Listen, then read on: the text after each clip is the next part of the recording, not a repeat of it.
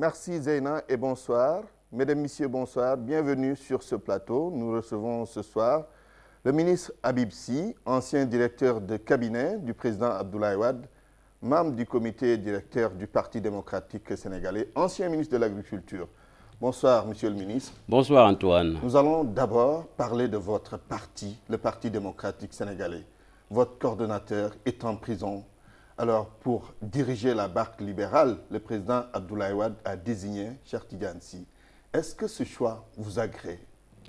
Je veux préciser d'abord que M. Cheikh Tidiane Sy, notre frère Cheikh Tidiane Sy, n'a pas été désigné pour assurer l'intérim de Oumar Sarr. Le secrétaire général national l'a tout juste désigné pour présider de façon exceptionnelle la réunion du comité directeur d'hier. Pas pour gérer les affaires courantes? Pas pour le moment. Le président n'a pas encore pris de décision dans ce sens.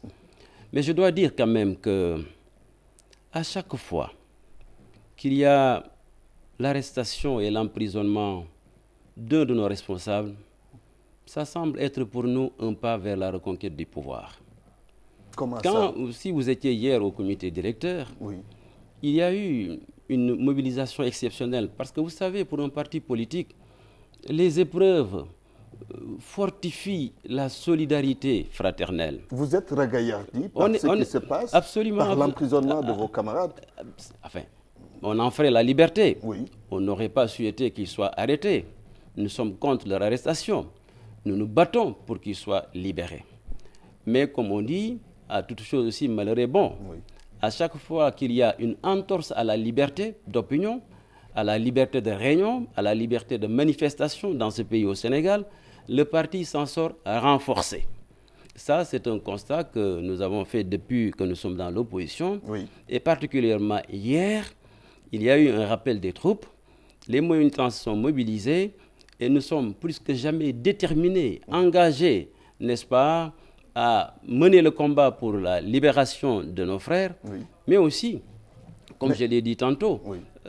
dans ces épreuves, il y a toujours l'émergence d'un esprit de résistance et de combativité. Mais on ne et sent c'est pas ça le justement PDS. trop le PDS sur ce Oui, point. oui. Quand vous appelez à une mobilisation, il n'y a pas une influence. Oui. Quelque part, c'est vrai. Mais je crois que tout cela va venir. Parce que vous savez, quand vous perdez le pouvoir, après 12 ans d'exercice, il y a un certain délitement, une certaine paresse, parce que vous avez déjà goûté, comme on le dit, au délice du pouvoir. Vous n'êtes plus ce que vous étiez quand vous étiez dans l'opposition pendant 26 ans. Mais ça va venir. Et en constatant la situation actuelle du pays, oui. en dehors, n'est-ce pas, des difficultés quotidiennes liées à la cherté de la vie, l'électricité, l'eau, l'éducation, l'emploi, etc., le pouvoir est venu nous rajouter le phénomène du terrorisme. Vous savez, il y a ce qu'on appelle la loi de l'attraction. C'est-à-dire que ce sont vos pensées qui déterminent vos sentiments. Si vous avez des pensées négatives, vous avez le sentiment d'être aussi mal à point. Et aujourd'hui, la façon dont le pouvoir aborde la question du terrorisme a créé une psychose, un sentiment de peur sur l'ensemble des populations sénégalaises. Il n'avait pas besoin d'en rajouter.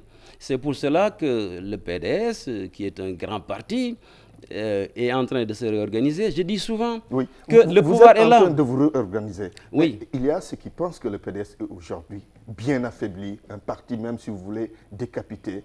Est-ce que sincèrement le PDS n'est pas affaibli? Je ne le crois pas. Enfin, affaibli, on a perdu le pouvoir.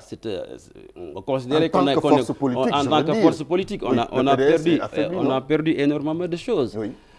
Mais vous savez, les partis aussi ont la particularité de pouvoir renaître, n'est-ce pas? De ressurgir. Vous êtes dans cette phase? On est absolument dans cette phase. Et cela me semble être compris par les militants.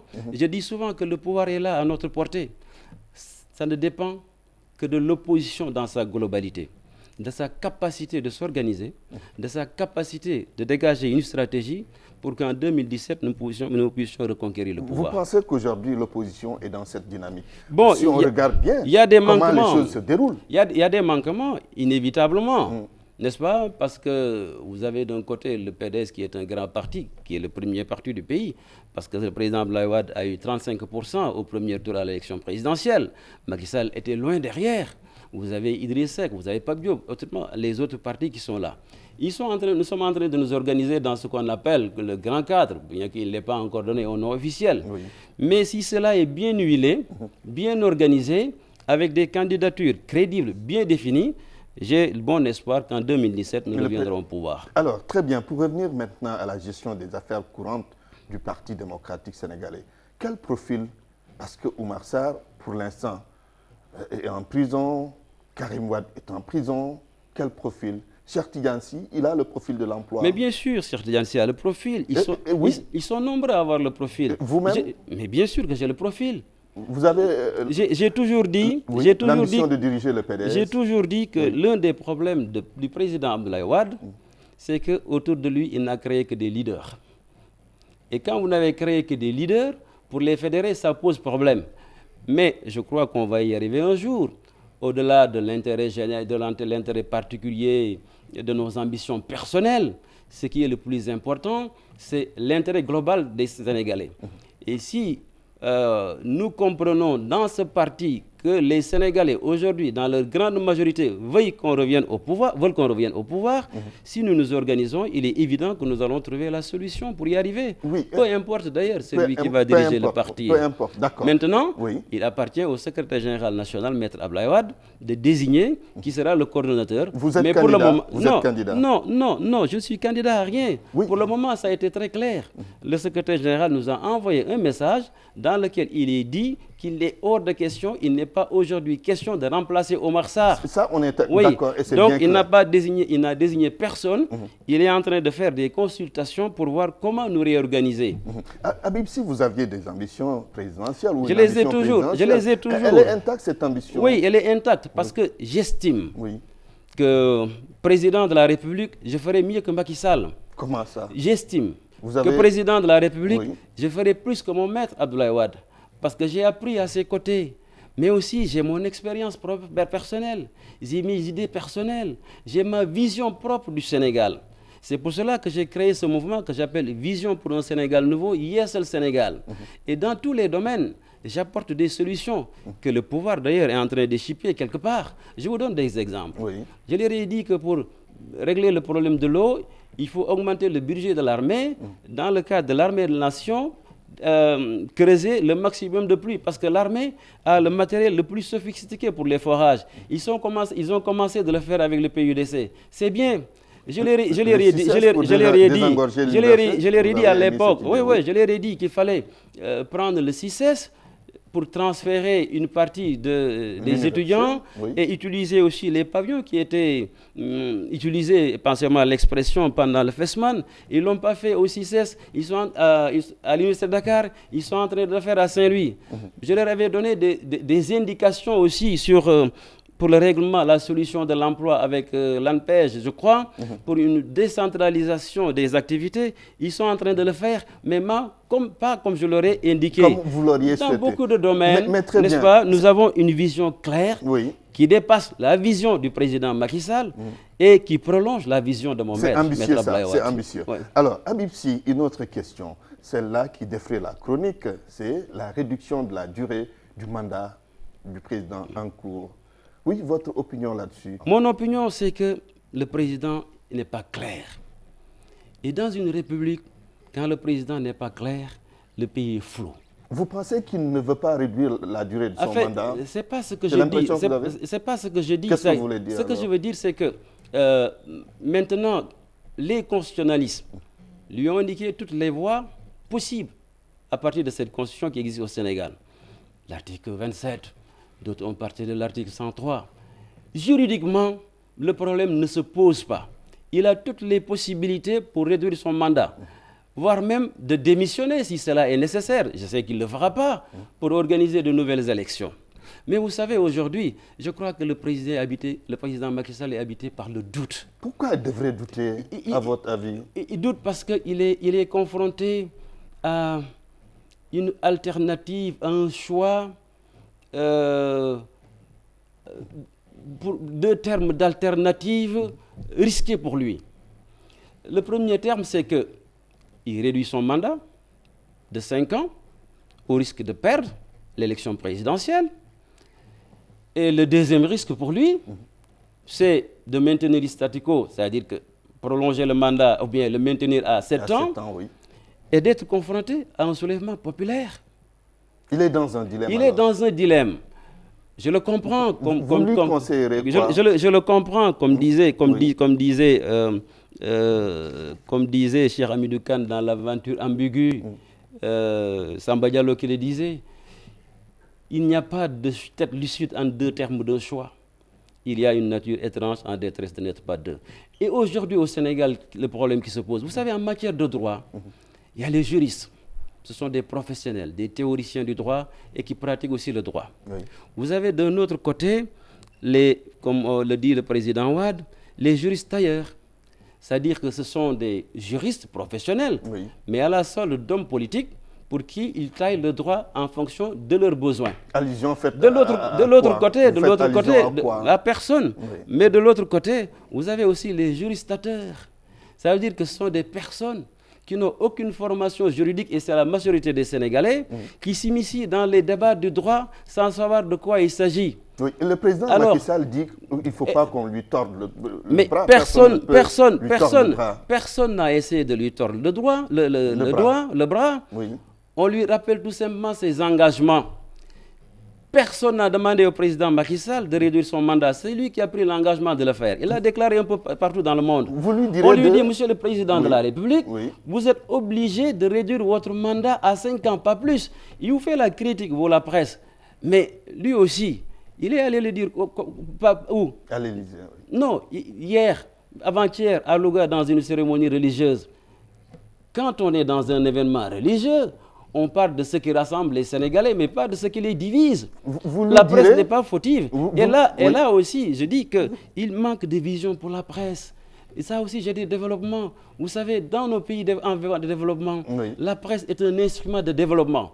Autant on investit dans l'agriculture, autant on investit dans l'éducation, autant on investit aussi dans la presse. Dans tous les secteurs, si vous voulez, prochainement, on peut faire un débat là-dessus. Oui. C'est important. Oui. Alors, vous lui direz d'organiser un référendum en 2016. Oui, c'est à lui de choisir. Il fait le référendum. La voie la meilleure. Bon, il est en train de choisir. Enfin, il semble aller vers le référendum. Il ne le dit pas de façon expresse. Je disais à l'époque, on disait que Maître Wade, il signale à gauche, il tourne à droite, mais Macky Sall, il ne signale pas. On ne sait pas où est-ce qu'il va. Arrivé il sort au feu de rouge, il ne signale pas. Vous ne savez pas s'il va à gauche, il va à droite. C'est pour cela que c'est flou. L'agriculture maintenant. Ah, l'agriculture, avec la situation de cette société. Vous savez, je vais vous dire des choses que certainement vous ignorez. Vous avez été ministre de l'Agriculture. J'ai été ministre de l'Agriculture. Je vais vous dire certainement des choses que vous ignorez. Vous ne saviez pas. Oui. Quand on a privatisé Sénéor, on a vendu à Abbas Jaber, les gens ont discuté sur le prix et consorts. Bon, moi, ministre de l'Agriculture, j'avais la tutelle technique. Vous savez, dès que Abbas s'est installé, il y a les industriels français de l'huile qui lui ont fermé la porte du marché de l'huile sur le plan international. Complètement. Le pauvre, il ne pouvait rien faire. Ce n'est pas parce que je le défends, je parle pour les intérêts du Sénégal. Mais vous aussi, vous avez bazardé la Sénéor avant de continuer. Oui, attendez, c'est un autre problème. Oui. Moi-même, j'ai fait le déplacement. Je suis allé à Paris, négocier avec ces industriels. Je suis allé à l'Élysée. Mais vous savez, les industriels, les hommes d'affaires français, eux aussi, ils défendent leurs intérêts. Hein. Je n'ai rien contre la France. D'ailleurs, j'ai été décoré de l'Alliance française. Il semble que je suis un grand défenseur de la culture française. Oui. Eh bien, je fais partie des résistants, c'est-à-dire ceux qui résistent contre la progression ou l'agression de l'anglais. Mais, et vous allez voir, et ils ont mené une campagne de dénigrement contre l'huile d'arachide avec l'aflatoxine. Même dans cette chaîne de télévision qu'on appelle Cuisine, ils nous ont martelé à l'époque. Qu'est-ce qu'ils voulaient? Ils voulaient tout simplement faire une main basse sur l'huile au Sénégal, la culture de l'arachide. Nous avons refusé parce que nous défendons les intérêts du Sénégal. Ça n'a pas prospéré. Mais je sais qu'ils vont revenir. Parce que vous voyez, ils sont déjà à Kaolack, que les Sénégalais se détrompent. je ne vois pas aujourd'hui le gouvernement vendre la Sénéor à un homme d'affaires sénégalais. Je n'ai rien contre la France, j'aime bien Paris, j'aime la France, etc. Oui. Mais avant tout, c'est le Sénégal. Oui, mais et c'est comme ça que ça va se passer. Relancer, vous avez espoir et aujourd'hui, vous oui. avez vu les difficultés qu'a la Sénéor oui. avec cette phase de transition. Absolument. Allez voir, il y a énormément de points de collecte qui ne marchent pas. On dit qu'ils vendent le prix de l'arachide à 200 francs. Moi, je connais des endroits où c'est bazardé à 150 francs. Oui, allez à Dundoji, chez moi, à Linguère, Oui. il n'y a pas de point de collecte. Ils vont vendre au marché au Louma de Dara, mais c'est à 50 francs, 175 francs. Et l'avenir de la Sénéor dans tout ça? Oui, l'avenir de la Sénéor, c'est l'arachide. Oui. Ils ont dit que cette année... Vous avez bon espoir on peut toujours redresser bien parce que c'est le premier élément de notre économie. C'est la culture de l'arachide. Je ne conteste pas les chiffres qui ont été donnés par le ministère de l'Agriculture. 1 million et je crois 100 000 par rapport à la production. J'ai des raisons de douter. Vous doutez pourquoi? Je doute parce que tout simplement, ils ont dit qu'ils ont donné 75 000 tonnes de semences à raison de 200 francs le kilo. Et ils ont dit qu'ils ont débloqué 11 milliards 500 000. 11 milliards 500 millions. Or, si vous ajoutez les intérêts bancaires de l'ordre de 6%, pour acheter 75 000 tonnes d'arachide, il vous faut 16 milliards. Oui. Il s'y ajoute que même si on avait estimé les réserves personnelles familiales à 25 000 tonnes, soit ils ont donné 100 000 tonnes de semences, au Sénégal, je ne suis pas agronome, mais vous arrivez difficilement à faire 1 kg d'arachide à l'hectare. En général, c'est 800 kg à l'hectare. Oui. 800 kg multiplié par 100 000 tonnes d'arachide distribuées, ça vous fait 800 000 tonnes. Vous ne croyez pas en ces chiffres? Non, je doute tout simplement. Comme disait Descartes, le doute est l'âme de la certitude. Je doute, ils vont m'éclairer. Je doute d'autant plus que j'ai entendu lors du séminaire des cadres apéristes à Saly, le Premier ministre dire que depuis 20 ans, c'est la première fois qu'on équipe le monde agricole. Alors que moi, ministre de l'Agriculture, sous la direction du Premier ministre Macky Sall, et il était directeur de cabinet, on a équipé le monde rural. N'est-ce pas? Depuis Senghor, ce qu'on appelle le programme agricole, ils disent qu'ils font des subventions de 110%. Ils savent que nous étions à 80%. Il a lancé un défi, le Premier ministre. Oui, quel défi? Il dit qu'il est prêt à ce qu'on organise, je crois, une dictée préparatoire sur les questions, la bonne santé de l'économie et consorts.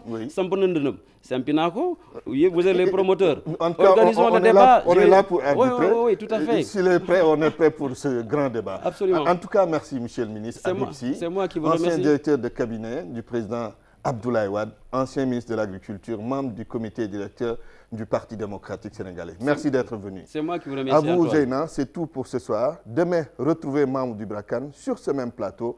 Excellente soirée chez vous.